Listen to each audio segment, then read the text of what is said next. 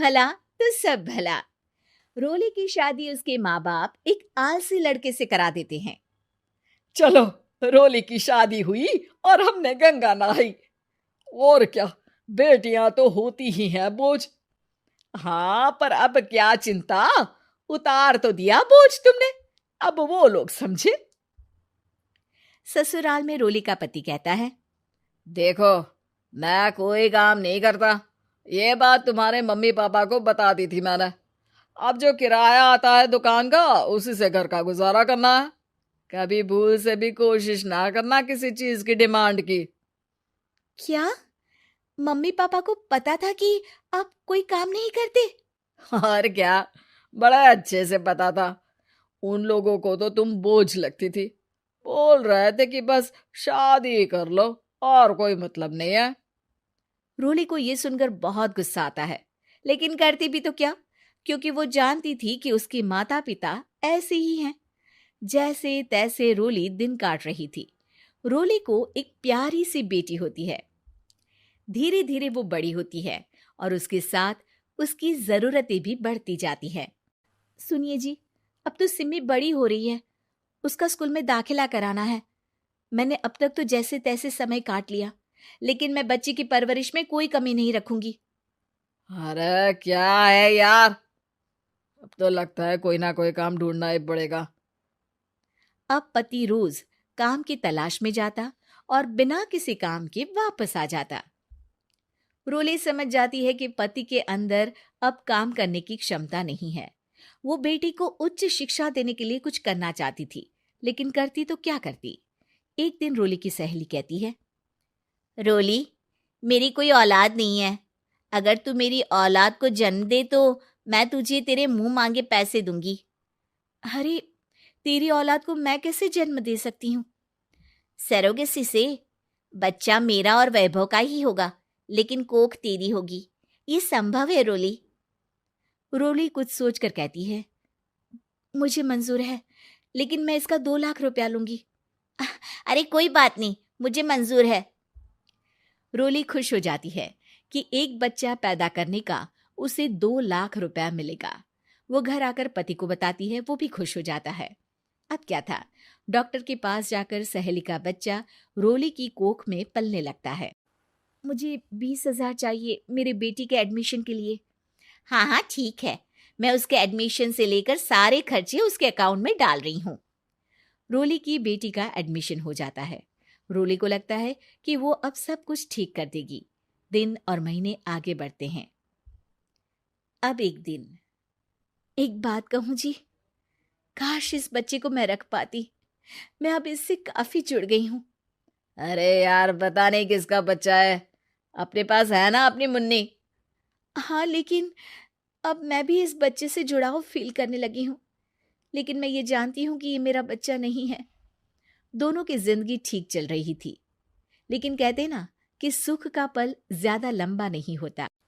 एक दिन रोली की सहेली का फोन आता है। रोली, मुझे अब ये बच्चा नहीं चाहिए, मैं अपने पति को छोड़ रही हूँ। अरे लेकिन मुझे पैसों की जरूरत है, बच्चा तुम्हारा है, मैं क्या करूंगी? सहेली बिना कुछ बोले फोन काट देती है, फोन स्विच ऑफ कर देती है। लेकिन रोली के जीवन का तूफान यहीं नहीं रुकता। रोली, मैं इतना भार नहीं उठा सकता। आज पढ़ाई का पैसा मांग रही हो, कल को शादी, कॉलेज और पता नहीं क्या क्या। मैं तुम्हें छोड़ रहा हूँ, अपनी बच्ची उठाओ और निकलो इस घर से। अरे पर मैं कर तो रही हूं ना बच्चे के लिए काम, आप आराम से रहिए ना। क्या काम कर रही हो, देख रहा हूं मैं। ये छोटा शहर है, यहाँ लोगों को बात बनाते वक्त नहीं लगता। तो मैं क्या करूं? ज्यादा पढ़ी लिखी नहीं हूं, कैसे घर के खर्चे चलाऊं? और आप तो काम करना ही नहीं चाहते। हाँ, ना चाहता हूं और ना ही करूंगा। रोली को पति की बात पर काफी गुस्सा आ जाता है। ठीक है, अगर मेरे जीवन में संघर्ष ही लिखा है तो वही सही। इस वक्त पति होने के नाते आपको मेरा साथ देना चाहिए था, लेकिन नहीं, आपने तो इस हाल में मुझे घर से बाहर निकालने की बात कह डाली। देखो, ये सारी फालतू की बातों के लिए वक्त नहीं है मेरे पास। रोली, जिसकी कोख में किसी और का बच्चा था और साथ छोटी सी बेटी, पति का घर छोड़कर रास्ते पर आ जाती है। रोली के पास मायके के सिवा दूसरा कोई रास्ता नहीं होता। अरे रोली कैसी है? कितने दिनों के लिए आई है? हमेशा के लिए माँ। वो माँ को सारी बात बता देती है। ओए लड़की, इतनी हिम्मत का काम कर लिया। अरे ना ना, यहाँ कोई जगह नहीं है।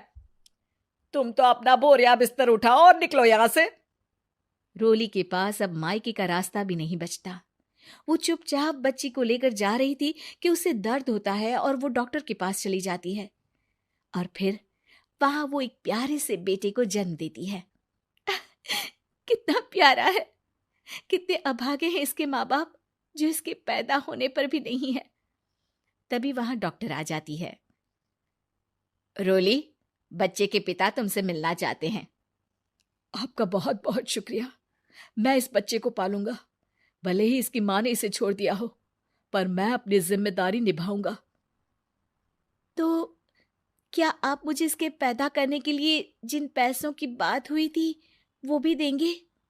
हाँ, और साथ ही आप चाहें तो मेरे घर में रहकर मेरे बच्चे की देखभाल भी कर सकती हैं। मैं उसके लिए आपको सैलरी दे दिया करूंगा। रोली को लगता है कि जैसे भगवान ने उसके लिए सुकून का रास्ता खोल दिया। वो अब मुकेश के साथ उसके घर चली जाती है, जहां रहकर वो उस बच्चे की देखरेख करती है। अब मुकेश के घर को रोली अच्छे से संभाल लेती है। उसके लिए खाना बनाने से लेकर बच्चों की देखभाल और घर की देखरेख। धीरे धीरे मुकेश को रोली से प्यार हो जाता है।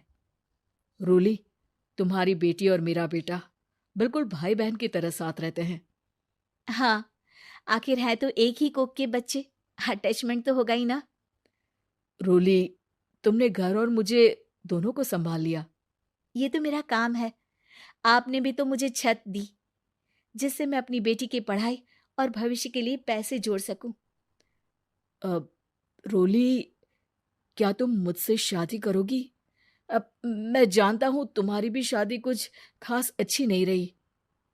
रोली को मुकेश की बात ठीक लगती है। वो उसे हाँ बोलने की सोच ही रही होती है कि उसके पहले पति का फोन आ जाता है। रोली, मैं बहुत परेशान हूँ। मेरा एक्सीडेंट हो गया है। मैं चाहता हूँ तुम वापस आ जाओ। रोली को पुराने पति की चिंता होने लगती है। वो सोचती है कि वो क्या कर रही थी। हाँ हाँ ठीक है, मैं आ रही हूँ। हाँ रोली, आ जाओ, लेकिन बच्ची को कहीं हॉस्टल में छोड़कर आना, क्योंकि मैं नहीं चाहता कि हम लोगों के बीच फिर से वो सारी बातें हो। रोली को समझ आ जाता है कि पति आज भी सुधरा नहीं है। वो पति के पास जाने से इनकार कर मुकेश को हाँ कर देती है।